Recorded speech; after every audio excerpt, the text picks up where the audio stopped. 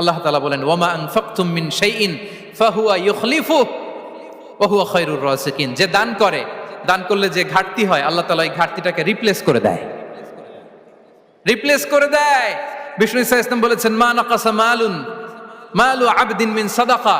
Charity করলে, দান করলে আল্লাহ তার সম্পদ কখনো কমায় না।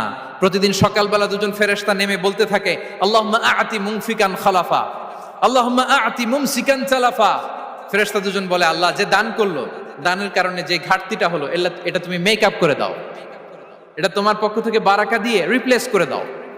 আর যে ধরে রাখলো, কৃপণতা করলো, ওর সম্পদকে আল্লাহ তুমি ধ্বংস করে দাও। ওয়াল ইয়াদু বিল্লাহ। আমরা যেন দান করি।